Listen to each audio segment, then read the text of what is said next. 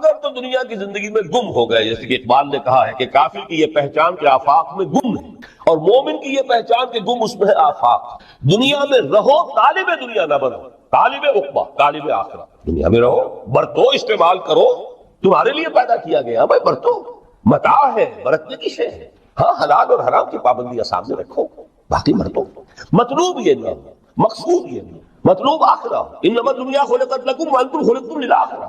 منزل وہ رہے، مستحضر رہے، سامنے رہے کہ میں تو اجنبی ہوں، یہاں یہ میرا وطن نہیں ہے۔ الدنیا سجن المومن و جنت الکافر، جیسے کسی پرندے کو کسی پنجرے میں بند کر دیا گیا ہو، اس طرح ہمیں اس دنیا میں بھیج دیا گیا، اللہ کی مرضی نے بھیجا ہے۔ جب تک وہ چاہتا رہے گا یہاں، لیکن ہمارا دل یہاں نہیں لگے گا۔ بازار سے گزرا ہوں، خریدار نہیں ہوں، طالب دنیا، تب تو یہ کوئی دھوکے کا سودا نہیں، وطن نہیں، بالکل نہیں۔ حضور نے خود فرمایا مجھے تمہاری دنیا میں سے فلاں فلاں چیزیں بہت پسند ہیں، اور کس قدر ریئلسٹک ہیں۔ آپ نے عورتوں کے بارے میں فرمایا مجھے اس دنیا سے پسند ہے عورت، کوئی تصنع اور کوئی بھی تکلف اور کوئی خلاف فطرت بات نہیں کی محمد رسول اللہ صلی اللہ علیہ وسلم۔ آنکھوں کی ٹھنڈک میری نماز میں ہے، مجھے خوشبو پسند ہے، عورت کی طرف بھی آپ کا رجحان تھا۔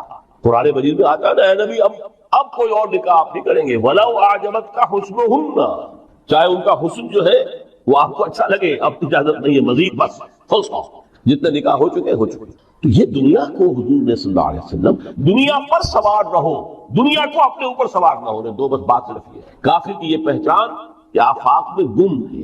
اسی لیے سورہ کہف کا ایک مرکزی مضمون ہے، پہلے رکوع میں بات آتی ہے اِنَّا جَعَلْنَا مَا عَلَى الْأَرْضِ زِینَةً لَهَا لِنَبْلُوَهُمْ أَيُّهُمْ أَحْسَنُ عَمَلًا۔ ہم نے اس دنیا پر جو کچھ ہے، یہ اسکائی اسکریپرز بن گئے ہمارے زمانے میں، اور یہ شاندار بلڈنگز ہیں، اور یہ کچھ ہے، ہم نے زینت اور زیبائش اور آرائش بنا دیا ہے تاکہ آزمائیں، انہی کے حسن کے شکار ہو جاتے ہو اور ان کے پرستار بن کر رہ جاتے ہو۔ رخ روشن کے آگے شمع رکھ کر وہ یہ کہتے ہیں ادھر جاتا ہے دیکھیں یا ادھر پروانہ آتا ہے، پھر بھی اللہ ہی کے عاشق بنے رہو، اللہ ہی سے محبت کرو، کامیاب ہو گئے۔ دنیا کو برتو، اگر دنیا یہ عروس ہزار داماد جو ہے اگر کہیں یہ محبوبہ بن گئی تو ختم۔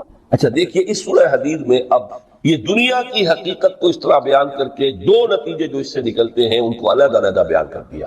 ایک نتیجہ جو میں بیان کر چکا، رحمانیت، ترک دنیا، اس کی نفی کرتے ہوئے فرمایا وَلَقَدْ أَرْسَلْنَا نُوحًا وَإِبْرَاهِيمَ وَجَعَلْنَا فِي ذُرِّيَّتِهِمَا النُّبُوَّةَ وَالْكِتَابَ فَمِنْهُمْ مُهْتَدٍ وَكَثِيرٌ مِّنْهُمْ فَاسِقُونَ ثُمَّ قَفَّيْنَا عَلَىٰ آثَارِهِمْ بِرُسُلِنَا وَقَفَّيْنَا بِعِيسَى ابْنِ مَرْيَمَ وَآتَيْنَاهُ الْإِنجِيلَ وَجَعَلْنَا فِي قُلُوبِ الَّذِينَ اتَّبَعُوهُ رَحْمَةً وَرَحْمَةً وَرَهْبَانِيَّةً ابْتَدَعُوهَا مَا كَتَبْنَاهَا عَلَيْهِمْ۔ اصل مضمون یہ تھا جس کے لیے تمہید اتنی لمبی باندھی، ہم نے نوح کو بھیجا، ابراہیم کو بھیجا، ان کی اولاد میں ہی نبوت اور کتاب رکھ دی، پھر ان کے نقش قدم پر ہم نے اٹھایا عیسیٰ ابن مریم کو، انہیں انجیل دی، اور جو لوگ ان پر ایمان لائے ان کے دلوں میں رحمت اور رافت کے جذبات پیدا کرے، انسانی ہمدردی۔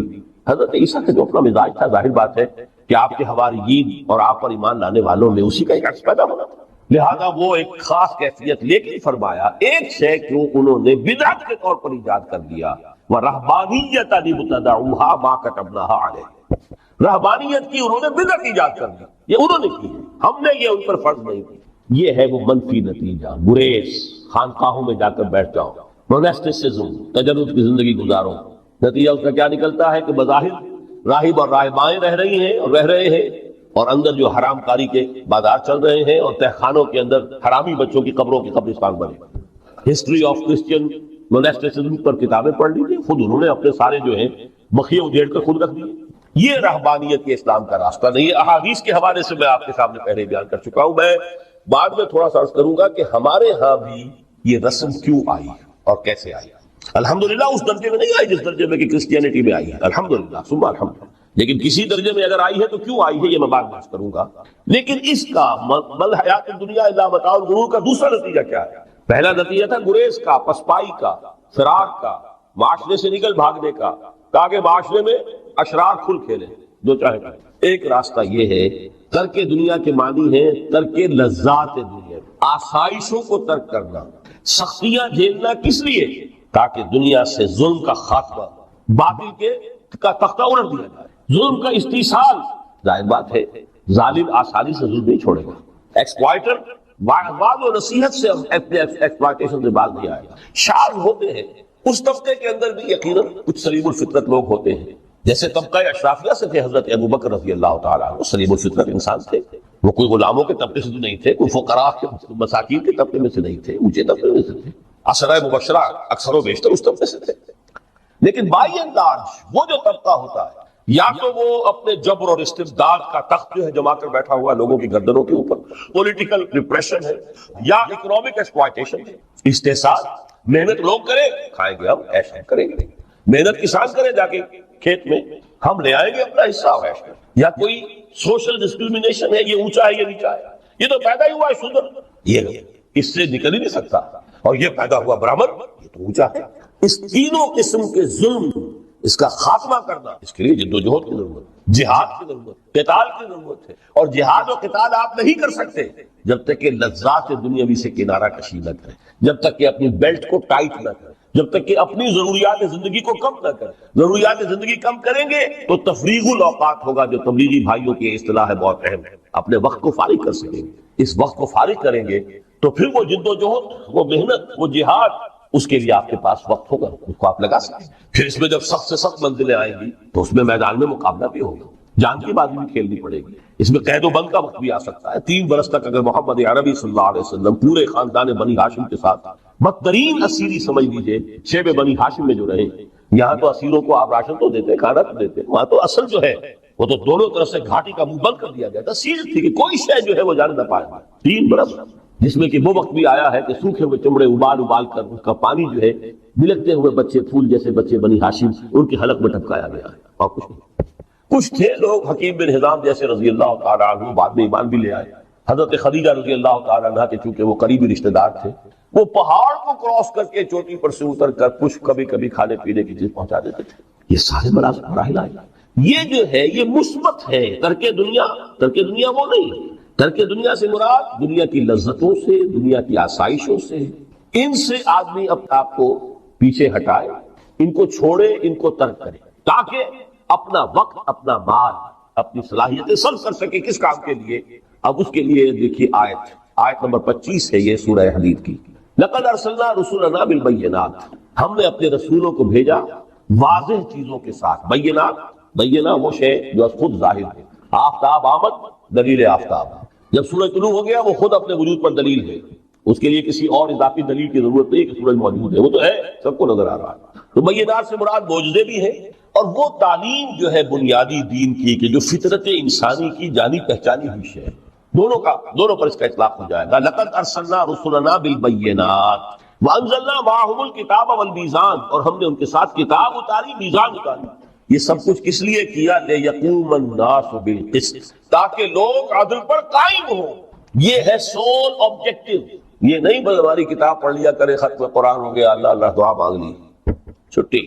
قائم کرو اس کو، وہ میزان عدل نصب کرو، ہر ایک کو وہی تل کر ملے جو اس کا حق ہے، اور ہر ایک سے وہ لیا جائے کہ جو اس کے ذمہ واجب ہے۔ اگر یہ نہیں تو بابا پھر سب کہانیاں ہیں، شریعت اور دین اور نماز اور روزہ اور حج، کوئی حیثیت۔ اچھی طرح سن لیجیے میری بات، قرآن مجید میں کہلوایا گیا حضور سے، قل یا اہل الکتاب لستم علی شیء حتی تقیموا التوراۃ والانجیل وما انزل الیکم من ربکم۔ اے نبی ان سے کہہ دیجئے، اے کتاب والو تمہاری کوئی حیثیت ہی نہیں، ہماری نگاہوں میں تمہارا کوئی مقام نہیں، جب تک کہ تم قائم نہیں کرتے تورات کو اور انجیل کو، جو کچھ کے نازل کیا گیا تمہاری طرف، تمہارے رب کی طرف سے۔ قائم کرو، پھر آؤ ہم سے بات کرو، ہم سے دعا کرو، ورنہ دفع ہو۔ Nothing doing. We don't care for you. لستم علی شیء حتی تقیموا التوراۃ والانجیل وما انزل الیکم من ربکم۔ اب قانون خداوندی تو بدلتا نہیں ہے، نہ فرام پرسن ٹو پرسن، نہ فرام نیشن ٹو نیشن، نہ فرام امہ ٹو امہ، اٹل ہے۔ ولن تجد لسنت اللہ تبدیلا ولن تجد لسنت اللہ تحویلا۔ سنت اللہ تو ایک ہے۔ اب اس آیت کو ذرا پڑھیے، قل یا اہل القرآن لستم علی شیء حتی تقیموا القرآن وما انزل الیکم من ربکم۔ کہہ دو اے محمد کہ اے قرآن والو تمہاری کوئی حیثیت نہیں ہے ہمارے ساتھ جب تک کہ تم قرآن کو قائم پڑھ لو اور اس کے قراءت کے مقابلے منعقد کرا لو اور سونے کے تاروں سے اسے لکھ لو اور اس کو جو چاہو کر لو، کوئی حیثیت نہیں۔ قائم کرو اس قرآن کو، اس کے نظام کو، اس کے قانون کو، جو حضرت ابوبکر نے فرمایا تھا، پہلا خطبہ جو دیا ہے آپ بیعت خلافت کے بعد، تم میں ہر قوی میرے نزدیک ضعیف ہوگا جب تک کہ اس سے حق وصول نہ کرنا، اور ہر ضعیف قوی ہوگا جب تک کہ اسے اس کا حق دلانا۔ سورہ شورى میں حضور سے کہلوایا گیا، قل وَأُمِرْتُ لِأَعْدِلَ بَيْنَكُمْ، مجھے یہ حکم ہوا ہے کہ میں تمہارے مابین عدل قائم کروں۔ میں واعظ بن کر نہیں آیا، میں بدھ مت کے بھکشو بنانے کے لیے نہیں آیا تمہیں۔ ہاں انقلابی عمل میں ایک مرحلہ آتا ہے، بدمت کے بھکشو بننا پڑتا ہے کچھ عرصے کے لیے، تیاری کا مرحلہ، وہ میں ابھی بعد میں ذرا بیان کر دوں، لیکن مستقل نہیں ہے یہ بدمت کے بھکشو۔ یہ بدمعاش جس طرح چاہیں کھل کھیلے، ظالم جس طرح چاہیں لوگوں پر ظلم کرتے رہے، تشدد اور جبر کا جس طرح سے چاہے معاملہ کرے، استحصالی نظام جس طرح ہوتا ہے چلتا رہے۔ شاہ ولی اللہ دہلوی رحمۃ اللہ علیہ کے الفاظ میں انسانوں کی عظیم اکثریت ڈھور ڈنگر بن جائے، صبح سے لے کے شام تک کمر توڑ دینے والی مشقت کے بعد بمشکل 2 وقت کی روٹی ملتی ہو، اس کا کبھی خیال سے اللہ کا آئے گا؟ کبھی اللہ سے لو لگا سکے گا؟ دنیا نے تیری یاد سے بیگانہ کر دیا تو اس سے بھی دل فریب ہے غم روزگار کے۔ اس لیے حضور نے فرمایا قاد الفقر ان یکون کفرا، یہ فقر جو ہے یہ تو انسان کو کفر تک پہنچا، عدل قائم کرو۔ تو دیکھیے یہ آیت انتہائی گمبھیر آیت ہے قرآن مجید کی سورہ حدید کی، جس طرح وہ آیت متاع الغرور والی جس شان کے ساتھ سورہ حدید میں آئی ہے، اعلموا انما الحیات الدنیا لعب ولہو وزینۃ وتفاخر بینکم وتکاثر فی الاموال والاولاد کمثل غیث اعجب الکفار نباتہ ثم یہیج فتراہ مصفرا ثم یکون حطاما وفی الآخرۃ عذاب شدید ومغفرۃ من اللہ ورضوان وما الحیات الدنیا الا متاع الغرور۔ لیکن اس کا نتیجہ کیا نکلنا چاہیے؟ لقد ارسلنا رسلنا بالبینات وانزلنا معهم الکتاب والمیزان لیقوم الناس بالقسط۔ Now prepare for the shock۔ میرے نزدیک میرے علم کی حد تک شاید دنیا کی کوئی انقلابی کتاب نہ ہو جس نے اس قدر عریاں طور پر کھل کر یہ کہا ہو کہ ظالموں کی سرکوبی کرو، کچلو ان کے ساتھ۔ وانزلنا الحدید، ہم نے لوہا بھی اتارا ہے۔ ایک وقت آتا ہے ظلم نہیں ختم ہوتا جب تک کہ لوہے کی طاقت ہاتھ میں نہ آئے۔ انزلنا الحدید، ہم نے صرف کتاب ہی نہیں اتاری ہے، لوہا بھی اتارا ہے۔ فیہ باس شدید، اس میں جنگ کی صلاحیت ہے۔ ومنافع للناس، لوگوں کے لیے کچھ اور منفعتیں بھی ہے، کوئی توا پرات چمٹا یہ بھی بنا لو، ٹھیک ہے، لیکن اصلا یہ اصلاح کی۔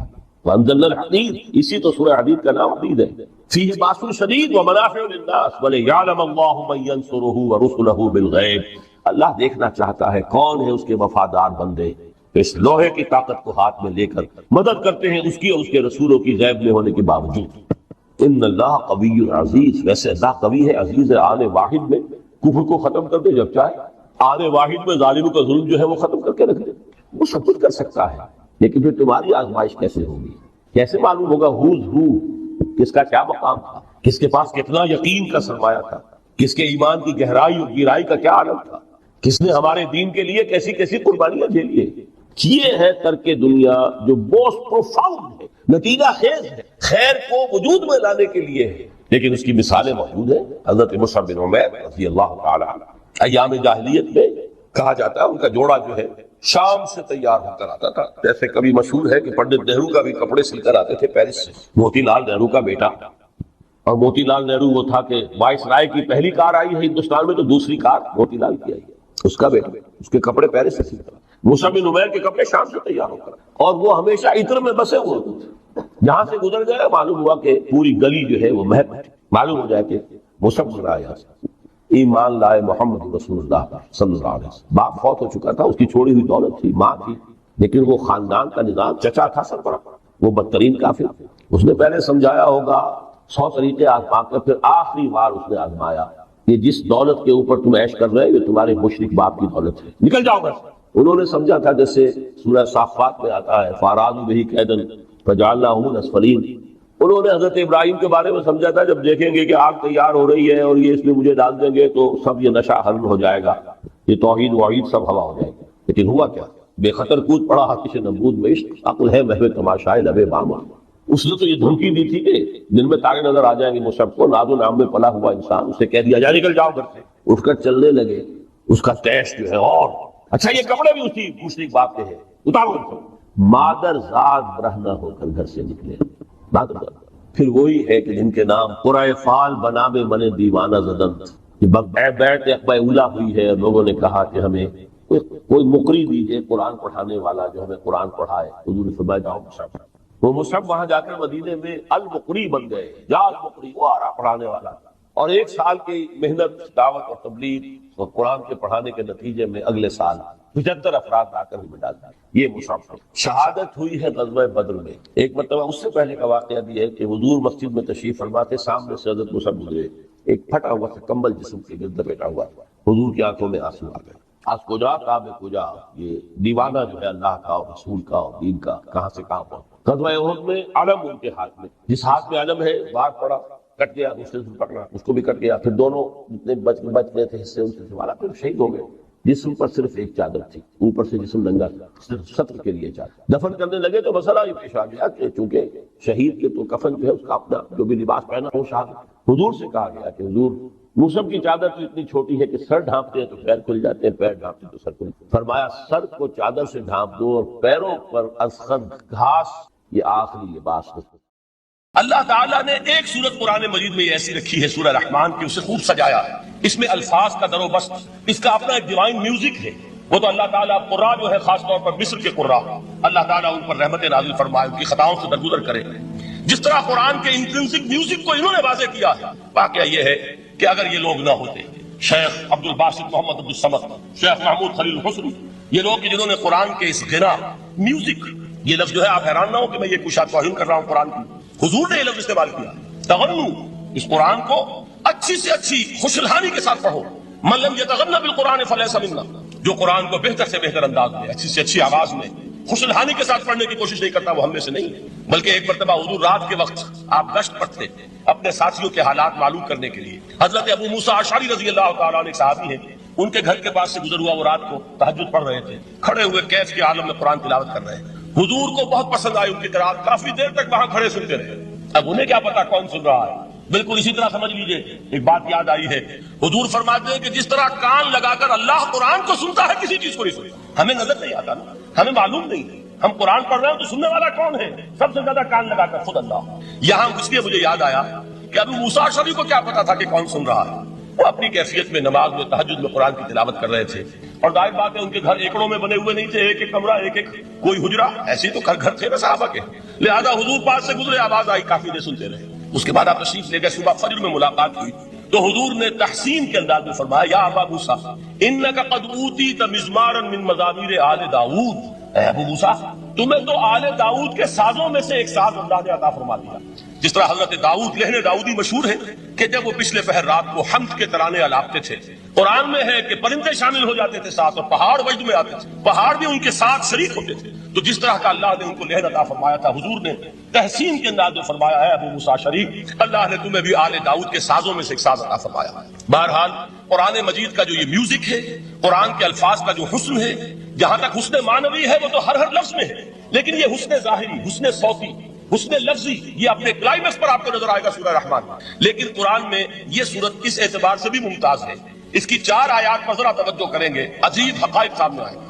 جہاں یہ قرآن مجید کے حسن صوت اور حسن لفظی کی معراج ہے، وہیں اس کی پہلی 4 آیات میں 4 چوٹی کی چیزوں کا ذکر ہے، سب سے اونچی چیز ہے۔ پہلی آیت کیا ہے؟ الرحمن، ایک آیت ہو گئی۔ رحمان کیا ہے؟ اللہ کا نام ہے۔ کبھی آپ نے غور کیا اللہ کے ناموں میں سب سے پیارا نام کون سا ہوگا؟ رحمان۔ کیوں؟ اس کا مادہ کیا ہے؟ رحمت۔ ہمیں سب سے بڑھ کر جس چیز کی ضرورت ہے وہ کیا ہے؟ رحمت خداوند۔ نام اچھی طرح سن لیجئے اس حضور کی قول کو۔ حضور فرماتے ہیں کوئی شخص جنت میں مجرد اپنے عمل کی بنیاد پر داخل نہیں ہو سکے گا جب تک کہ رحمت خداوندی دستگیری نہ کرے۔ کسی صحابی نے بڑی ہمت اور جرأت کا ثبوت دیا کہ پوچھ لیا، کیا حضور آپ بھی؟ جب آپ نے فرمایا کوئی شخص داخل نہیں ہو سکتا جنت میں محض اپنے عمل کی بنیاد پر جب تک کہ رحمت خداوندی جو ہے وہ دستگیری نہ فرمائے۔ پوچھا گیا کیا آپ بھی؟ آپ نے فرمایا ہاں میں بھی۔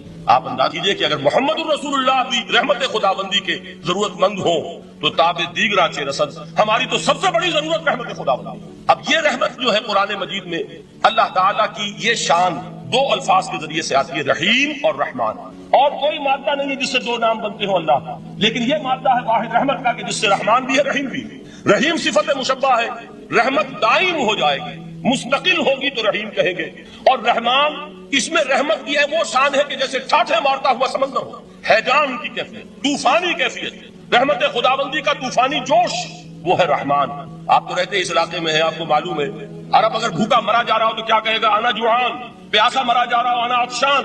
بہت غضبناک ہوگا غضبان، غضبان آصفہ قرآن میں آیا، بہت غضبناک۔ رحمان جس کی رحمت جو ہے جوش میں ہے، ٹھاٹھے مارتے ہوئے سمندر کے مالک۔ تو یہ اللہ تعالیٰ کے ناموں میں سب سے پیارا نام۔ اب آگے چلیے، الرحمن علم القرآن، رحمان نے قرآن سکھایا۔ رحمت خداوندی کا سب سے بڑا مظہر، رحمان کی رحمانیت کا سب سے بڑا مظہر قرآن ہے۔ ان میں جو منطقی ربط ہے اس کو سمجھتے جائیے. اچھا آپ یہ سوچئے جو علم بھی انسان کو حاصل ہوا وہ کس نے دیا؟ اللہ نے. سائنس کا علم کس نے دیا؟ اللہ نے. علم آدم الاسماء کلھا، وہ علم الاسماء جو حضرت آدم کو دے دیا گیا تھا ازل میں، یہ اسی کا ظہور ہے، یہ اسی کی ایکسفولیشن ہے جو ہو رہی ہے اور ہوتی رہے گی ابھی. اور دوسرے علم ہے وہ کس نے دیا؟ اللہ نے. لا یحیطون بشیء من علمہ الا بما شاء. مخلوق میں سے کوئی اللہ کے علم میں سے کسی شے کا احاطہ نہیں کر سکتا مگر وہ جتنا اللہ دینا چاہے. لیکن یہ کہ تمام علوم میں چوٹی کا علم قرآن. نوٹ کرتے جائیے، چوٹی کی چیزیں جمع کی. اللہ کے ناموں میں چوٹی کا نام رحمان. اللہ نے جو کچھ انسان کو سکھایا اس میں چوٹی کا علم قرآن. خلق الانسان، انسان کو پیدا فرمایا. سوال یہ کہ حیوانات کو کس نے پیدا فرمایا؟ آسمان کس نے پیدا کیا؟ زمین کس نے پیدا کی؟ فرشتے کس نے پیدا کی؟ کیا مطلب خلق الانسان؟ اس کی تمام مخلوقات میں اس کا کلائمیکس، اس کی تخلیق کی معراج، اس کے تخلیق کا نقطہ عروج انسان ہے. یہ ہے کہ جو مسجود ملائک بنا ہے. وَلَقَدْ كَرَّمْنَا بَنِي آدَمَ وَحَمَلْنَاهُمْ فِي الْبَرِّ وَالْبَحْرِ وَرَزَقْنَاهُمْ مِنَ الطَّيِّبَاتِ وَفَضَّلْنَاهُمْ عَلَى كَثِيرٍ مِّمَّنْ خَلَقْنَا تَفْضِيلًا. تو تخلیق میں سب سے اونچی تخلیق انسان کی. علموں میں سب سے اونچا علم قرآن کا. اللہ کے ناموں میں سب سے اونچا نام رحمان. تقاضے پورے کرو. تقاضے کیا ہے؟ ایمان ہے تو عمل درست ہونا چاہیے، ایمان ہے تو جہاد ہونا چاہیے، ایمان ہے تو جان و مال کھپانی چاہیے. تو جو ایمان دوسرے لوگ جس طرح لائے ہیں، حمزہ بھی تو ایمان لائے ہیں، آخر ان کا راستہ تمہیں نظر نہیں آ رہا؟ ابو بکر ایمان لائے ہیں، ان کی طرح ایمان لاؤ. تو انہوں نے کیا کہا؟ انؤمن کما آمن السفہاء. کیا اس طرح ایمان لائے جیسے یہ بے وقوف لائے؟ سفیہ کا لفظ تو سبھی جانتے ہیں. یہ سفہاء کسے کہہ رہے ہیں؟ آپ نے پڑھا تو بہت مرتبہ ہوگا ان آیات کو. کبھی سوچا کس کو کہہ رہے ہیں؟ وہ ابو بکر کو کہہ رہے ہیں، وہ حمزہ کو کہہ رہے ہیں، وہ عمر کو کہہ رہے ہیں. ان کی تو مت ماری گئی. غرہ ہؤلاء دینہم، انہیں تو کوئی ہوش ہی نہیں. 2 مرتبہ حضرت ابو بکر نے وہ کام کیا ہے کہ ہر ورلڈلی وائڈ انسان یہ کہے گا کہ حماقت کی ہے جس کے سامنے دنیا ہے. جب ہجرت کے لیے حضور تشریف لے جا رہے تھے 40,000 درہم کا سرمایہ تھا، جبکہ حضرت ابو بکر ایمان لائے. مکے کے چوٹی کے تاجروں میں سے تھے جو ملک التجار کہلاتے. لیکن اب وہ روپیہ کہاں خرچ ہوا؟ بلال کو خریدا، روپیہ دے کے خریدا یا ویسے خرید لیا؟ آزاد کر دیا. ابو فقی کو خریدا، آزاد کر دیا. 6 ہیں غلام اور کنیزیں محمد رسول اللہ پر ایمان لانے والے جن کو ابو بکر نے اپنے پیسے سے خریدا اور آزاد کیا. یہ روپیہ تو پگھل رہا ہے نا. جو تھوڑی بہت پونجی رہ گئی ہے، تو جب حضرت حضور ہجرت کے لیے تشریف لے جا رہے ہیں وہ ساری پونجی اپنے ساتھ لے گئے، گھر والوں کو چھوڑ کر گئے. بوڑھا باپ اندھا ابو قحافہ بعد میں وہ بھی ایمان لے آئے. اور یہ ابو بکر ہے کہ جن کی 3 نسلیں ایک وقت میں موجود تھی مسلمانوں کی. ابو قحافہ مومن، ابو بکر مومن، اور ابو بکر کی اولاد مومن، عائشہ، اسماء اور ابو بکر اور عبد الرحمن ابن ابی بکر. یہ کون ہے؟ تو 3 نسلیں جس کی بیک وقت رہی ہیں ایمان میں، وہ شاذ لوگ ہیں، ان میں ابو بکر. لیکن یہ کہ اس وقت تک ابو قحافہ ایمان نہیں لائے تھے، والد نابینا تھے. تو والد ہے، بیٹیاں ہیں حضرت عائشہ، حضرت اسماء حضرت رضی اللہ تعالیٰ عنہما، بیوی ہے. کچھ نہیں چھوڑ کے گئے 1 پیسہ. جب باپ کو معلوم ہوا بیٹا چلا گیا محمد کے ساتھ صلی اللہ علیہ وسلم، شخص غصے میں ہے، بیٹے تاب میں ہے. اب ہمارا کون والی وارث ہوگا؟ کون ہے ہماری خبرگیری کرنے والا؟ بیٹیوں سے پوتیوں سے اپنے پوچھتے کچھ چھوڑ کے بھی گیا کہ نہیں؟ ان کا ہاں ابا جان. کیا کیا انہوں نے؟ کبھی پڑھے ہیں واقعات؟ کچھ کنکر روڑے لیے، ایک کپڑے میں پوٹلی بنائی اور اندھے دادا کا ہاتھ اوپر پھروایا. دیکھیے دادا جان یہ چھوڑ گئے ہیں، یہ مال ہے، یہ سونے اور چاندی کے سکے ہیں، ابا جان ہمیں ایسے نہیں چھوڑ کر گئے. واقعہ کیا ہے کہ 1 پیسہ نہیں چھوڑا ابو بکر نے گھر والوں کے لیے. سب کچھ لے گئے کہ کیا پتا محمد کے ساتھ جا رہا ہوں، کس وقت کیا ضرورت پیش آ جائے صلی اللہ علیہ وسلم. تو یہ کوئی عقل مندی کی بات ہے؟ اپنے غریبانوں میں جھانکی آپ یہ عقل مندی کریں گے؟ کہیں چاہے نہ، یہ بات دوسری ہے. لیکن یہ کہ اس کو کون ہم میں سے عقل مندی کہے گا؟ اسی طریقے سے جب غزوہ تبوک کا وقت آیا، وہ واقعہ تو بہت مشہور ہے. حضرت عمر فرماتے ہیں کہ اس زمانے میں میرے پاس اتفاقاً پیسہ بہت تھا. میں نے یہ سوچا دل میں کہ اس مرحلے پر تو میں ابو بکر سے بازی لے جاؤں گا. مسابقت ان میں بھی تھی، لیکن نیکی کی مسابقت، خیر کی مسابقت، انفاق فی سبیل اللہ کی مسابقت. تو میں نے سوچا کہ میں بازی لے جاؤں گا. میں نے کیا کیا؟ کل دولت جو تھی اس کے 2 حصے کیے. ایک حصہ گھر رکھا اور 1 لا کے حضور کی خدمت میں پیش کر دیا. حضور نے پوچھا کہ عمر گھر والوں کے لیے کچھ چھوڑا؟ کہ جی ہاں، نصف کیا میں نے، نصف اللہ کی راہ میں حاضر ہے، نصف چھوڑا ہے. ٹھیک ہے. اب وہ آئے ابو بکر، پوچھا حضور نے ابو بکر گھر والوں کے لیے کچھ چھوڑا؟ کہ نہیں، صدیق کے لیے ہے خدا کا رسول، بس. گھر میں اللہ اور اس کے رسول کے نام کے سوا کچھ نہیں. یہی ہے نا، پروانے کو چراغ ہے، بلبل کو پھول، بس. اور صدیق کے لیے ہے خدا کا رسول، بس. مجھے گھر والوں کے لیے کچھ نہیں چاہیے. یہ کام جو ہے، تو یہ جن کا ہم اس وقت ذکر پڑھ رہے ہیں منافقین، ان کے نزدیک حماقت تھی یا عقل مندی تھی؟ یہ سمجھداری تھی یا بے وقوفی تھی؟ وہ ہے جو بات کہہ رہے ہیں کہ جب ان سے کہا جاتا ہے ایمان لاؤ بھلے لوگوں کی طرح جیسے دوسرے لوگ ایمان لائے ہیں، وہ کیا کہتے ہیں انؤمن کما آمن السفہاء الا انہم هم السفہاء ولکن لا یعلمون، آگاہ ہو جاؤ، اصل احمق یہ ہے، اصل بے وقوف یہ ہے، انہیں نہیں پتا کہ حقیقت کیا ہے، نفع کیا ہے، نقصان کیا ہے۔ وہ جو بات میں نے سورۃ العصر میں بیان کی تھی، والعصر ان الانسان لفی خسر الا الذین آمنوا وعملوا الصالحات وتواصوا بالحق وتواصوا بالصبر۔ جس کے ذہن اور قلب پر یہ صورت کندہ ہو جائے گی، اس کے نزدیک عقل مندی یہ ہے کہ سب کچھ اللہ کے راہ میں لگا دو۔ جس کے دل میں یہ بات بیٹھی نہیں، اس کے لیے عقل مندی یہ ہے کہ بچا بچا کر رکھو، چھپا چھپا کر رکھو، سنبھال سنبھال کر رکھو۔ عقل مندی کا اس میں تقاضا کچھ اور، اس میں تقاضا کچھ اور۔ لیکن یہاں بھی فرمایا ولکن لا یعلمون، انہیں ابھی علم نہیں ہے اس کا۔ اس سے پہلی آیت میں بھی فرمایا ولکن لا یشعرون، انہیں شعور نہیں ہے۔ دیکھیے میں آپ کو بتا رہا تھا یہ وہ غیر شعوری نفاق ہے، یہ بڑھتا چلا جا رہا ہے۔ پہلے جھوٹا بہانہ تھا، پھر جھوٹی قسمیں ہوئی، پھر دشمنی ہو گئی صادق الایمان، جو جان اور مال لگا رہے ہیں، نچھاور کر رہے ہیں پروانہ وار، اللہ پر، اللہ کے دین کے اوپر نثار کر رہے ہیں اپنے آپ کو، ان سے عداوت، ان سے دشمنی، ان کا بغض، یہ تھرڈ سٹیج تک پہنچ گئے۔ اب بھی وہ اپنے آپ کو منافق نہیں سمجھتے، وہ سمجھتے ہیں عقل مند تو ہمیں، یہ تو بے وقوف ہے۔ ہم ہیں اصل میں بھائی سمجھ کے چلنا چاہیے، تیل دیکھنی چاہیے، تیل کی دھار دیکھنی چاہیے، دائیں بائیں دیکھنا چاہیے، حفاظت کا بھی خیال ہونا چاہیے۔ یہ ساری چیزیں تو عقل مندی ہے نا دنیا کے اعتبار سے، تو وہ تو انہیں بے وقوف سمجھ رہے ہیں، اپنے آپ کو منافق کہاں سمجھیں گے؟ چاہیے ٹھیک ہے بھائی، دین بھی چاہیے لیکن دنیا کی فکر بھی چاہیے کہ نہیں؟ یہ آپ کہتے ہیں کہ نہیں کہتے ہیں؟ یہ تو بات آپ نے بہت دفعہ سنی بھائی، ٹھیک ہے دین بھی ہونا چاہیے لیکن دنیا بھی تو ہونی چاہیے کہ نہیں؟ یہ ہے سمجھ دنیا کی، یہ ہمارے معیارات ہیں۔ یہی وجہ ہے کہ دین ذلیل سے ذلیل تر ہو رہا ہے۔ دین وہ جو میں نے حال ہی کے اشعار سنائے تھے کہ پستی کا کوئی حد سے گزر نہ دیکھے، اسلام کا گر کر نہ ابھر نہ دیکھے، مانے نہ کبھی کہ مد ہے ہر جذر کے بعد دریا کا ہمارے جو اتر نہ دے۔ یہ دریا چڑھا کب تھا؟ جب صحابہ کرام نے وہ فینیٹسزم جس کو آج ہم کہیں گے اس کا جب مظاہرہ کیا، اس کا ثبوت دیا، دامے دل میں سخنے، جان مال تن دھن سب لگا دیا، تو اللہ کے دین میں بہار آ گئی، رونق آ گئی، دین کا غلبہ ہو گیا۔ اور جب ہم اپنے سمجھ کر رکھیں گے تو ظاہر بات ہے کہ اس کا تو پھر جو حشر ہوگا وہ وہی۔ دین میں کمزوری، ہماری دنیا جو ہے پھل رہی ہے، پھول رہی ہے، دین جو ہے وہ کمزور ہوتا جا رہا ہے۔ یہ ہے تھرڈ سٹیج اس نفاق کی، کہ جس کے بعد اب کوئی امکان واپسی کا نہیں ہے۔ یہ غیر شعوری نفاق، جان لیجئے کہ یہ نہیں ہے کہ ماضی ہی ماضی میں تھا، اب اس کا کوئی امکان نہیں، یہ نہ سمجھیے۔ اب بھی یہ نفاق جو ہے، یہ میں بتا دوں آپ کو، ایک عام آدمی ہے، دین کا تقاضا ہی سامنے نہیں ہے، اسے پتا ہی اتنا ہے کہ اللہ کے دین کا تقاضا نماز روزہ، وہ نماز روزہ کر رہا ہے، اس پر نفاق کا حملہ نہیں ہوگا۔ اس کو آپ کہہ دیں کہ اس کی سمجھ کم ہے، اس کا شعور کم ہے، اسے پتا نہیں ہے، دین کے تقاضوں سے واقف نہیں ہے، وہ بچا ہوا ہے، وہ محفوظ ہے۔ وہ جو میں نے آپ سے کہا تھا پرسوں، اور ایک صاحب نے جواب دیا مجھے بعد میں کہ آج آپ نے جو بات کہی ہے تو کل لوگ کم آئیں گے، آپ نے ڈرا دیا کہ یہ جو تقاضے دین کے سامنے آ رہے ہیں تو اس سے ذمہ داری بڑھ رہی ہے۔ اب جس نے سمجھ لیا ہے پھر پیچھے رہے، وہ نفاق کے خطرے میں ہے۔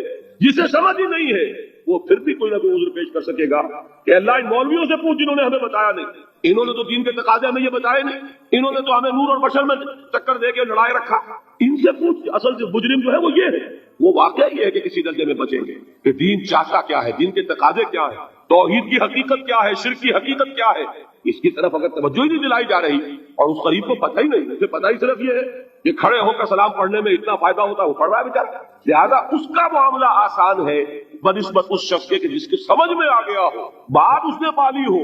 دین یہ چاہتا ہے، دین اپنا غلبہ چاہتا ہے۔ علامہ اقبال نے غالب پر ایک جو نظم لکھی ہے باغ درا میں ہے، اس کا ایک شعر بڑا پیارا ہے، گیسوئے اردو ابھی منت پذیر شانہ ہے، شمع یہ سودائی یہ دل سوزی یہ پروانہ۔ یہ دین جو ہے یہ تو چاہتا ہے کہ اہل ایمان پروانہ وار اس شمع پر نثار ہو، جانے لگا دے، گردنیں کٹوا دے۔ وَلَا تَقُولُوا لِمَنْ يُقْتَلُ فِي سَبِيلِ اللَّهِ أَمْوَاتٌ بَلْ أَحْيَاءٌ وَلَكِنْ لَا تَشْعُرُونَ۔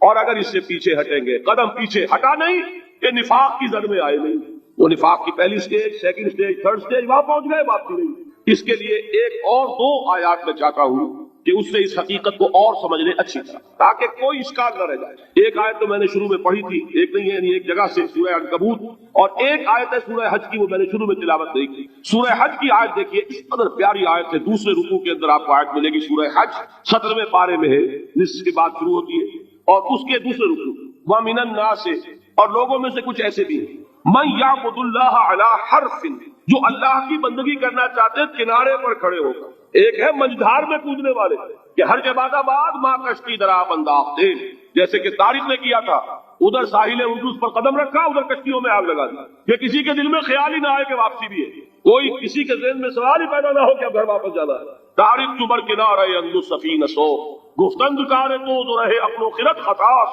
دیکھیں وہی عقل اور بے وقوفی والی بات آ گئی. لوگوں نے کیا یہ تعریف کیا کیا؟ عقل مندی کی روح سے تو یہ غلطی کی تم نے. عقل تو یہ سکھاتی ہے کہ ذرا سنبھل کر چلو. جذبہ یہ کہتا ہے کہ نہیں، واپسی کا کوئی سوال. اس نے اقبال نے یہی نقشہ کھینچا ہے کہ بے خطر کود پڑا آتش نمرود میں عشق. عقل ہے یا رسول اللہ اخبرنی بعمل یدخلنی الجنت ویباعدنی عن النار. اب میں نے عرض کیا اے اللہ کے رسول مجھے بتائیے وہ عمل جو مجھے جنت میں داخل کر دے اور مجھے جہنم سے، آگ سے دور کر. قال لقد سألت عن عظیم. آپ نے فرمایا تم نے بہت بڑی بات کی. یہ گویا تحسین کا کلمہ، شاباش. تم نے وہی بات پوچھی جو حقیقت پوچھتی. اس طویل حدیث میں الفاظ ہے بخن. یہ عربوں کا ایک کلمہ ہے کسی کی تحسین کے لیے. تم نے بہت اچھا کہا. تو میں کہا کرتا ہوں کہ اردو میں ہم کہتے ہیں بہت خوب. تو بہت کی بے آ گئی، خوب کا خیر آ گئی. تو بخن تم نے بہت اچھا پوچھا ہے. لقد سألت بشيء عظیم ثلاث مرات. حضور نے 3 دفعہ فرمایا تم نے بڑی عظیم بات پوچھی ہے، بڑا عظیم سوال کیا. وَإِنَّهُ لَيَسِّرٌ عَلَىٰ مَن يَسَّرَهُ اللَّهُ عَلَيْهِ. اور یہ بات جو بہت بڑی ہے، آسان بھی بہت ہے اس کے لیے جس کو اللہ آسان کر دے. توفیق اللہ کی طرف سے ملے گی. لیکن یہ کہ جس کو اللہ تعالیٰ آسان کر دے، جس پر اس کا فضل ہو جائے، اس کے لیے بہت آسان ہے. وہ کیا ہے؟ تعبد اللہ لا تشرک بہ شیئا. اللہ کی بندگی اور پرستش کرو، اس کے ساتھ کسی شے کو شریک نہ کرو. اب یہاں نوٹ کیجئے کہ یہ شرک جو ہے اور عبادت یہ کس قدر جامع الفاظ ہیں. عبادت پوری زندگی میں اللہ کی اطاعت مطلق، اس پر تفصیل سے گفتگو ہم کر چکے ہیں، اور وہ بھی اللہ کی محبت سے سرشار ہو. ہاں کبھی خطا ہو جائے تو توبہ کر لی جائے، دعا کر لی جائے، اللہ سے استغفار کیا جائے. لیکن یہ نہیں کہ مستقلاً کسی ایک گناہ کو بھی اپنی زندگی میں شامل کر لیا جائے مستقل طور. جیسے ہمارے ہاں ہو رہا ہے، حج بھی ہو رہے ہیں، نمازیں بھی ہیں، عمرے بھی ہیں، سودی کاروبار بھی ہے. اب یہ سودی کاروبار جو ہے یہ تو باقی ہر شے کی نفی کر دے گا. تو تعبد اللہ لا تشرکوا بہ. اور شرک فی الذات بھی ہے، شرک فی الصفات بھی ہے، شرک فی الحقوق بھی ہے. یا ہم سمجھتے ہیں شرک شاید صرف یہی ہے کہ بتوں کو سجدہ کیا جائے، یا بعض جو بھی ہے زیادہ جو حساس ہیں وہ اللہ کی صفات میں کسی کو شریک کر دینے کو، اللہ کی ذات میں شریک کر دینے کو بھی شرک سمجھتے ہیں. لیکن اللہ کے حقوق میں شریک کر دینا، شرک عملی کیا ہے اور توحید عملی کیا ہے، اس سے عام طور پر لوگ ناواقف. تو فرمایا تم اللہ کی پرستش اور بندگی کرو، اس کے ساتھ کسی شے کو شریک نہ کرتے ہوئے. نفی بھی ساتھ آ گئی، لا الہ الا اللہ. نفی بھی ہو گئی، کوئی الہ نہ ہو تمہارا سوائے اللہ کے. اور تم پرستش ہی نہیں کرو صرف، بلکہ بندگی کرو، اطاعت کرو، کلی اطاعت، اس کی محبت سے سرشار ہو کر. وَتُقِيمُ الصَّلَاةَ وَتُؤْتُوا الزَّكَاةَ. اور یہ کہ تم نماز قائم رکھو اور زکوٰۃ ادا کرو. وَتَصُومُ رَمَضَانَ. اور رمضان مبارک کے روزے رکھو. وَتَحُجُّ الْبَيْتَ. اور اللہ تعالیٰ کے گھر کا حج کرو. ثُمَّ قَالَ. اب یہ تو بات آ گئی ایک جامع بات، دین کی جامع تعریف، دین کے تقاضوں کا جامع بیان، سب آ گئے تھے. عبادت میں پوری زندگی کی اطاعت، شرک میں ہر نوع کے شرک سے بچنا، اور پھر اس کے ساتھ نماز، روزہ، حج، زکوٰۃ، جو کہ ارکان اسلام میں سے، جس کی بنیاد پر ہمارے معاشرے کا ایک خاص رنگ بنتا ہے، ہماری ایک تہذیب وجود میں آتی ہے، ہمارا ایک خاص تمدن ہے اسلامی زندگی کا. یہ اصل میں نماز، روزے، حج اور زکوٰۃ سے اس کی تشکیل ہوتی ہے. تو اس کو گویا کہ پورے دین کی تعبیر، اس کی حقیقت کو بیان کرنے میں یہ نہایت جامع کلمات ہے. اب اس کے بعد حضور خود فرماتے ہیں ثم قال. آپ نے فرمایا الا ادلک علی ابواب الخیر. تو کیا میں تمہیں یہ نہ بتاؤں کہ اس خیر کے، خیر کل کے دروازے کون سے ہیں؟ کن دروازوں سے اس خیر کل کو حاصل کرنے کے لیے داخل ہوا جا سکتا ہے؟ الصوم جنۃ. روزہ ڈھال ہے نفس کے خلاف، نفس کے حملوں کے خلاف. یہ ہم پڑھ چکے ہیں ایک اور حدیث میں. والصدقۃ تطفئ الخطیئۃ کما یطفئ الماء النار. اور صدقہ جو ہوتا ہے وہ خطا کو، گناہ کی آگ کو ایسے بجھا دیتا ہے جیسے کہ پانی آگ کو بجھا دیتا. وہ ہو گئی یہ خطا، صدقہ تو اللہ کے راہ. تو یہ صدقہ جو ہے اس گناہ کے اثرات کو دھو دے گا جیسے کہ پانی آگ کو بجھا دیتا ہے. وصلاۃ الرجل فی جوف اللیل. اور last but not the least, یہ میں الفاظ اضافہ کر رہا ہوں، نماز پڑھنا بندے کا رات کے پیٹ میں، رات کے درمیانی حصے میں. تہجد اصل میں جسے کہتے ہیں وہ نہیں ہے کہ جو عام طور پر لوگ فجر سے کچھ دیر پہلے جاگ گئے اذان سے اور جلدی سے 8 نفل پڑھ لیے، یہ تہجد نہیں. یہ تو فجر کا ضمیمہ بنا لیا. ہر نوافل ہے، عبادت ہے، اس کے بھی جو اس کے برکات ہیں وہ ظاہر ہوں گی، جو اس کا ثواب اور اجر اللہ دے گا. لیکن اصل میں جسے تہجد کہا جاتا ہے وہ رات کو سو کر پھر اٹھنا، نیند کو توڑ کر اور پھر سو جانا اور پھر اٹھنا. فجر جوف کہتے ہیں پیٹ کی شے کے، جوف اللیل، رات کے بطن میں، رات کے درمیان میں، یعنی نصف رات گزر جائے اس وقت سے انسان جو ہے وہ نماز پڑھے اور پھر ثلث رہ جائے تو پھر جائے، پھر سو جائے اور پھر اس کے بعد اٹھے فجر کے لیے اور سنتیں پڑھے اور آئے مسجد کے اندر. تو یہاں آپ نے فرمایا وصلاۃ الرجل فی جوف اللیل. اور اپنے اس قول کے لیے حضور نے آیتیں تلاوت فرمائی، وہی دو آیتیں. یہاں یہ سورہ سجدہ کی آیت نمبر 16 اور 17 ہے. تتجافى جنوبهم عن المضاجع اللہ تعالیٰ اپنے خاص محبوب بندوں کی یہ صفات بیان کر رہا ہے کہ ان کے پہلو اپنے بستروں سے علیحدہ رہتے ہیں، رات کے وقت جاگتے رہتے، بستر پر لیٹیں گے تو سو جائیں گے۔ تتجافى جنوبهم عن المضاجع يدعون ربهم خوفا وطمعا، وہ اس وقت اپنے رب کو پکارتے ہیں، دعائیں کرتے ہیں، خوف کے ساتھ بھی، اس کے مواخذے کا خوف، اس کے عذاب کا خوف، اس کی باز پرس کا خوف، اس کی ناراضی کا خوف، جہنم کا خوف، وطمعا، اور طمع کس کی؟ اللہ راضی، اللہ کے اجر و ثواب کی بھی طمع ہو، لیکن سب سے بڑی طمع کیا ہے؟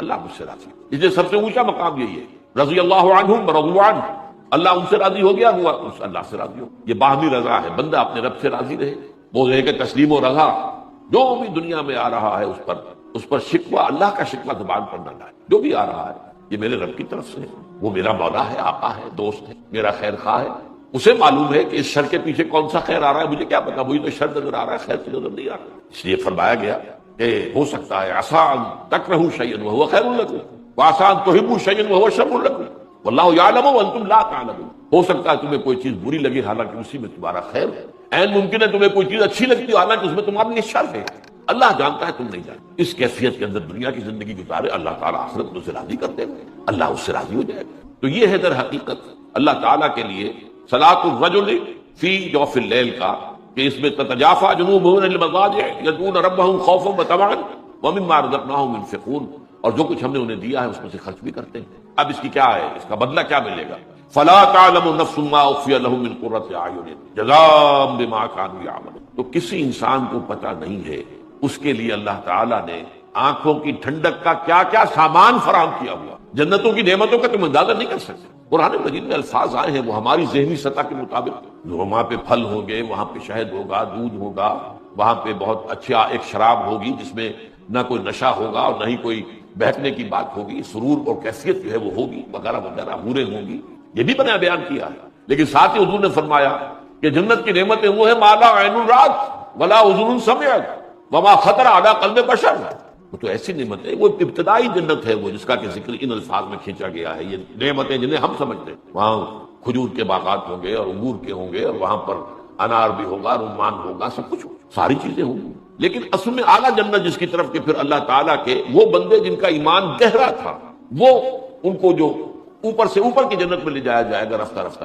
وہاں وہ نعمتیں ہیں جو نہ کسی آنکھ نے دیکھی، نہ کسی کان نے سنی، نہ کسی کے دل پر ان کا خیال تک وارد ہوا، ما لا عین رات ولا اذن سمعت وما خطر علی قلب، تو یہاں پر بھی فرمایا فلا تعلم نفس ما اخفی لهم من قرۃ اعین، تو کسی کو معلوم نہیں ہے اللہ نے کیا کیا چیزیں مخفی رکھی ہوئی ہیں اپنے خزانہ فیض کے اندر ان کی آنکھوں کی ٹھنڈک کے لیے، جزاء بما كانوا يعملون، اور یہ بدلہ ہوگا ان کا ان اعمال کا جو کرتے ہیں۔ تو یہاں تک حضور نے یہ دونوں آیتیں جو ہیں حوالے کے طور پر، خاص طور پر تتجافى جنوبهم عن المضاجع کے حوالے سے، جو کہ حدیث میں الفاظ ہے وصلاۃ الرجل فی جوف اللیل، ثم قال، اس کے بعد یوں سمجھیے کہ حضور کا دریائے سخاوت جو اور جوش میں، ثم قال، پھر آپ نے خود ایک سوال کیا، الا اخبرک براس الامر وعمودہ وذروۃ السنام، ذروۃ السنام، اے معاذ کیا میں تمہیں یہ نہ بتاؤں کہ اس معاملے کی جڑ کیا ہے، بنیاد کیا ہے، اور اس کا عمود کیا ہے، ستون کیا ہے، اور اس کی چوٹی کا عمل کیا ہے؟ اب یہی وہ ہے دین کے مختلف اعمال، ان کی باہمی نسبت کیا، عام طور پہ سب باتیں لوگوں کو معلوم ہے، لیکن یہ ریشو پروپورشن اور کیا چیز مقدم ہے، کیا ثانوی ہے، کس چیز کا کس کے ساتھ منطقی ربط ہے، یہ در حقیقت حکمت دین کا موضوع، یہ سب کو معلوم نہیں۔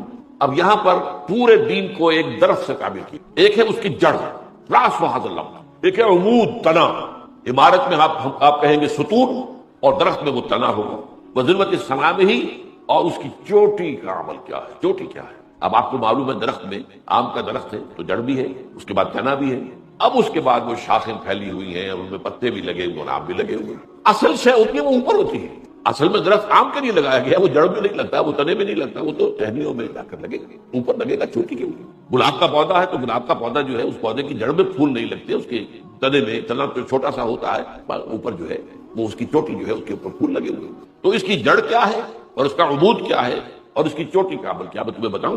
قلت بلا یا رسول اللہ، میں نے عرض کیا حضور ضرور فرمائیے، ضرور فرمائیے۔ قال راس الامر الاسلام، اس معاملے کی جڑ، بنیادی منزل اسلام۔ یہاں اسلام اپنے اس معنی میں آیا، ایک ہے اسلام اپنے ارکان کے حوالے سے، بنی الاسلام علی خمس، شہادت لا الہ الا اللہ وان محمد رسول اللہ واقام الصلاۃ وایتاء الزکاۃ وصوم رمضان وحج البیت من استطاع الیہ سبیلا، یہ حدیث ہم پڑھ چکے ہیں۔ غالباً حدیث نمبر 3 تھی اس میں، اسی مجموعے کے اندر متفق علیہ ہے، حضرت عبداللہ ابن عمر رضی اللہ تعالیٰ عنہ۔ لیکن اسلام کا بھی جیسے میں نے عبادت کا بتایا آپ کو، پوری زندگی میں اللہ کی اطاعت، اسلام کے معنی بھی ہے سرنڈر کر دینا، ہمتن اسلام کے معنی بھی ہتھیار پھینک دینا۔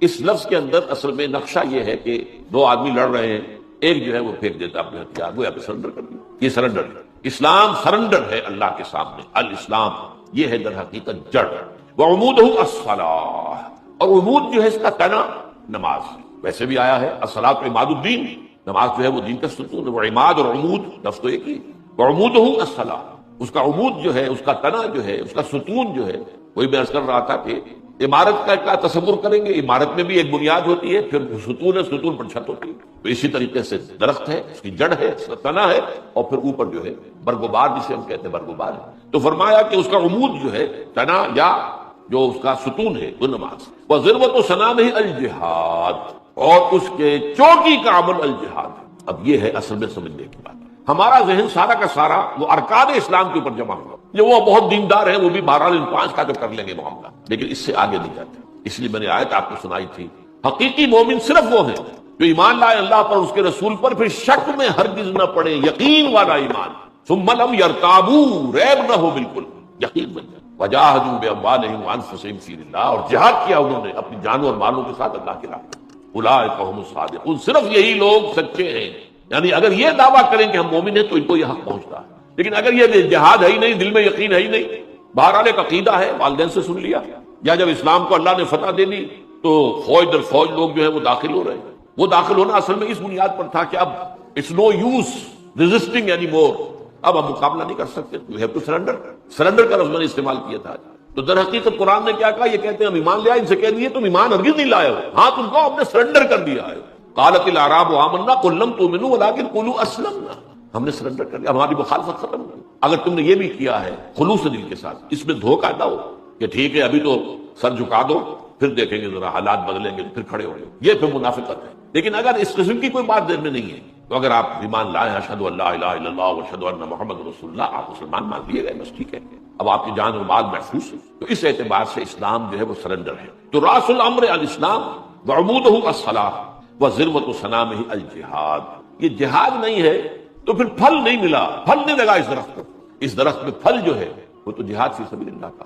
البتہ اس میں یہ ہے کہ سمجھنے کی بات ہے کہ جہاد کے معنی لوگوں نے صرف جنگ سمجھے، نہیں، جہاد کے لیے قتال، جنگ کے لیے قرآن کی اصطلاح ہے قتال فی سبیل اللہ۔ سورہ صف میں یہ دونوں الفاظ آئے، قالت، وہاں جو فرمایا گیا کہ یا اہل ایمان هل ادلکم علی تجارۃ تنجیکم من عذاب علیم، کیا میں تمہیں وہ کاروبار بتاؤں جو عذاب علیم سے چھٹکارا دلا دے؟ تؤمنون باللہ ورسولہ وتجاہدون فی سبیل اللہ باموالکم وانفسکم، یہاں جہاد کی اصطلاح ہے، ایمان پختہ رکھو اللہ پر، اس کے رسول پر، جہاد کرو اللہ کی راہ میں جان اور مال کے ساتھ۔ یہ ہے آیت نمبر 11 سورہ صف کی، اور آیت نمبر 4 میں کیا ہے، ان اللہ یحب الذین یقاتلون فی سبیلہ صفا کانہم بنیان مرصوص، اللہ کو محبت تو اپنے ان بندوں سے ہے جو اس کی راہ میں جنگ کرتے ہیں، ایسی صفیں باندھ کر جیسے شیشہ پلائی ہوئی دیوار ہو کہ دشمن اس کے اندر کوئی رکھنا پیدا نہ کر سکے۔ تو قتال فی سبیل اللہ بھی ہے، جہاد فی، مکے میں 12 برس جہاد فی سبیل اللہ ہو رہا تھا، قرآن کے ذریعے سے جہاد، دعوت و تبلیغ کا جہاد، تربیت و تزکیے کا جہاد، تنظیم کا جہاد، جہاد ہو رہا تھا۔ مدینے میں آ کر وہ جہاد قتال کی، اس لیے اس اعتبار سے نوٹ کر لیجئے کہ جہاد جو ہے وہ صرف جنگ کا نام نہیں ہے، جد و جہد، آپ اللہ کے دین کے غلبے کی جد و جہد کریں، ظاہر بات ہے اس کے لیے پہلے لوگوں تک اللہ کا دین پہنچانا ہوگا، پھر جو واقعتاً قبول کر لیں دل سے خلوص کے ساتھ انہیں جمع کرو، منظم کرو۔ ظاہر بات ہے قتال تو جب تک مناسب تعداد میں لوگ موجود نہ ہو، مناسب تیاری نہ ہو، اور وہ اس کے لیے ان کی ٹریننگ بھی پوری نہ ہو گئی ہو، اس وقت تک جنگ تو نہیں کی جا سکتی، خودکشی تو نہیں کرنی ہے نا، جنگ کرنی ہے، تو جنگ کے لیے تو تیاریاں ہیں۔ اس لیے جہاد کے لفظ کو نوٹ کیجئے یہاں کہ جہاد ہے کہ جو کہ چوٹی کا ہو سکتا ہے، کوئی لوگ جہاد کر رہے ہوں، اتنی تعداد میسر ہی نہ ہو کہ قتال کیا جا سکے، وہ اگلا قدم تو نہیں اٹھائیں گے، لیکن صرف جہاد ان کی نجات کے لیے کافی ہو جائے گا۔ ہاں اگر اللہ کی طرف سے اس معاشرے سے ریسپانس مل جائے اور معتدل تعداد کے اندر لوگ آ جائیں اور منظم بھی ہو جائیں، انہوں نے اپنے اوپر بھی اللہ کے دین کو نافذ کر لیا ہو، یہ نہیں کہ اپنے اوپر اپنے معاملے میں اپنے گھر میں تو دین ہے نہیں اور باہر دین نافذ کرتے پھرے، یہ نہیں، اپنی ذات پر اپنے گھر میں دین نافذ کیا ہو اور پھر منظم ہو گئے ہوں کسی ایک امیر سے بیعت کر کے، بیعت سم و طاعت اور بیعت جہاد، اور وہ منظم اور سم و طاعت ان کے اندر پھوگر ہو گئی اور ان کے دلوں سے ہر امنگ نکل گئی ہو سوائے اللہ کی رضا کے اور آخرت کی فلاح۔ یہ نہیں کہ حکومت کی طلب میں کر رہے ہوں یا مال غنیمت کی طلب میں کر رہے ہوں، نہیں، معاذ اللہ ثم معاذ اللہ۔ وہ تو پہلی جو حدیث تھی اس مجموعے کی، انما الاعمال بالنیات، اعمال کا دار و مدار نیتوں پر ہے۔ تو جس کسی نے ہجرت کی اللہ اس کے رسول کے لیے، اس کی ہجرت تو اللہ اس کے رسول کے ہاں شمار ہو جائے گی۔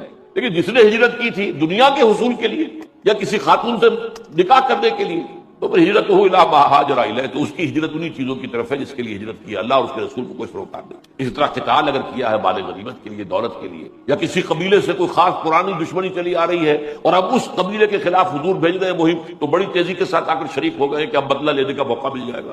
اگر ایسے جذبات ہیں تو یہ جہاد فی سبیل اللہ نہیں ہے، قتال فی سبیل اللہ نہیں، قتال فی سبیل النفس ہے، نفس کے لیے قتال کر رہے ہیں۔ تو وہ جبکہ انسان کے دل سے ہر امنگ، ہر آرزو نکل جائے سوائے اللہ کی رضا اور آخرت کی فلاح، اس کے لیے جو جد و جہد بھی وہ جہاد میں ہے۔ ثم قال، اب اس کے بعد حضور مزید جو ہے حکمت کا اکرمہ، یہ جو ہے اس طویل حدیث کے اندر یہ موجود نہیں ہے، یہ گویا کہ اس حدیث کا جو ہے اضافی جو اس کے اندر حکمت کا خزانہ ہے۔ الا اخبرک بملاک ذلک کلہ، اے معاذ میں تمہیں نہ بتاؤں ان تمام معاملات کی روح رواں کیا ہے، کیا چیز ہے کہ جو ان تمام اجزاء کو جوڑے گی اور اس کو صحیح روح پر اور صحیح جو ہے روح کے ساتھ آگے بڑھائے گی۔ بے ملاک، یہ اصل میں عرب کہتے ہیں القلب ملاک الجسد، دل جو ہے وہ پورے جسم کے لیے ملاک ہے، وہ روح رواں تو وہی ہے۔ دل دھڑکتا ہے تو زندگی ہے، دل بند ہو جائے تو زندگی ختم ہے۔ تو میں اس تمام معاملے کا جو روح رواں ہے وہ جو میں تمہیں نہ بتاؤں گا۔ اور اس کے بعد قلت، حضرت معاذ کہتے ہیں کہ میں نے یہ عرض کیا بلا یا رسول اللہ، اللہ کے رسول ضرور ضرور ضرور فرمائیے۔ فاخذ بلسانہ، تو حضور نے اپنی زبان مبارک کو پکڑا اور فرمایا کف علیک ھذا، اس کو روک کر رکھو، اس زبان سے کوئی غلط کلمہ نہ، کوئی غیبت نہ، کوئی تہمت برآمد نہ، کوئی ظالمانہ کلمہ، کسی کی خام خواہ عزت کے اوپر حملہ نہ، روکو اس کو، تھام کے رکھو، زبان کو روک کر رکھو۔ یہ بات جو ہے قرآن مجید میں بھی سورہ احزاب میں جو آئی ہے، یا ایھا الذین آمنوا اتقوا اللہ وقولوا قولا سدیدا، اہل ایمان اللہ کا تقوی اختیار کرو اور بات وہی کہو زبان سے جو سیدھی ہو، درست ہو، صحیح ہو۔ اگر یہ دو کام ہو جائیں، دل میں تقوی اور زبان کا کنٹرول، تو فرمایا یصلح لکم اعمالکم ویغفر لکم ذنوبکم، اللہ تمہارے سارے اعمال درست کر۔ ایک اور حدیث میں الفاظ آئے ہیں، مجھے دو اپنے اس اعضاء کی ضمانت دے دو کہ اس کا غلط استعمال نہیں ہے، صرف دو اعضاء۔ فرمایا تم دو اعضاء کے مجھے گواہ ضمانت دے دو کہ کنٹرول میں رکھو گے، اس سے کوئی غلط حرکت نہیں ہوگی، جنت کی ضمانت مجھ سے لے لو۔ اور وہ کیا ہے؟ ایک وہ جو تمہارے دونوں گالوں کے درمیان ہے یعنی زبان، اور ایک وہ جو تمہاری دونوں رانوں کے درمیان ہے یعنی شرمگاہ، ان دو کا کنٹرول، ان سے ان کے ذریعے کوئی غلط کام نہ ہو، تو جنت کی ضمانت مجھ سے لے لو۔ تو حضور نے فرمایا، آپ نے پکڑا اپنی زبان کو، کف علیک ھذا، اس کو روک کر رکھو۔ قلت یا نبی اللہ، دیکھیے سادگی، دیکھیے حضرت معاذ کیا کہہ رہے ہیں، اور یہ کون ہیں جن کے بارے میں حضور نے فرمایا اعلمہم بالحلال والحرام معاذ بن جبل، میرے صحابہ میں حلال اور حرام کا سب سے زیادہ جاننے والا، یعنی یوں کہیے کہ ہم کہیں گے فقہ کا سب سے بڑا ماہر، وہ ہے معاذ بن جبل، کیا حرام ہے کیا حلال ہے اس کو پوری طریقے سے تمیز کرنے والا۔ اور وہ کہتے ہیں اس بات پر حیران ہو کر، یا نبی اللہ، اے اللہ کے نبی، وَإِنَّا لَمُؤَاخَذُونَ بِمَا نَتَكَلَّمُ بِهِ، کیا ہمارا مواخذہ اس پر بھی ہوگا جو ہم کلام کرتے رہتے ہیں؟ اب ظاہر بات ہے کہ آدمی جب آتا ہے، بیٹھا ہے دوستوں کے اندر، گپ شپ ہو رہی ہے، اس وقت کون اپنی زبان کا جو ہے کنٹرول کرتا ہے؟ جو منہ میں آیا کہہ دیا، اس میں غیبتیں بھی ہو رہی ہیں، اس میں غلط باتیں بھی ہو رہی ہیں، اس میں جھوٹ بھی بولا جا رہا ہے، یہ سب تو کیا ہے اللہ کے نبی، کیا ہمارا مواخذہ ہوگا اس پر بھی کہ جو ہم باتیں کرتے رہتے ہیں؟ اب دیکھیے حضور کی محبت، شفقت، یہ کلمہ جو ہے عرب بہت ہی اس کو کہتے ہیں کہ جس سے بہت لاڈ ہو۔ فرمایا سکلت کا امک یا معاذ، اے معاذ تمہیں تمہاری ماں روئے کھوئے، یعنی یہ کہ تم گم ہو جاؤ اور تمہاری ماں جو ہے اس پر روئے تمہاری غیر حاضری پر یا گمشدگی پر۔ سکلت کا امک یا معاذ وَهَلْ يَكُبُّ النَّاسَ فِي النَّارِ عَلَى وُجُوهِهِمْ أَوْ مَنَاخِرِهِمْ إِلَّا حَصَائِدُ أَلْسِنَتِهِمْ، لوگوں کو اوندھے منہ یا ان کے نتنوں کے بل جہنم میں جھونکنے والی سب سے بڑی شے وہ حصائد السنہ ہے۔ حصید کہتے ہیں فصل جب کٹ جائے، حصید، ایک جنات ہوتے ہیں، ایک جنات الحدیث، ایک جو ہے وہ ہے کہ جب کہ حصید، جب کہ جو ہے فصل کٹ گئی، کاٹ دی جانے والی، درخت وہ ہے جو کھڑا رہتا ہے اس میں سے پھل اتار لیا جاتا ہے،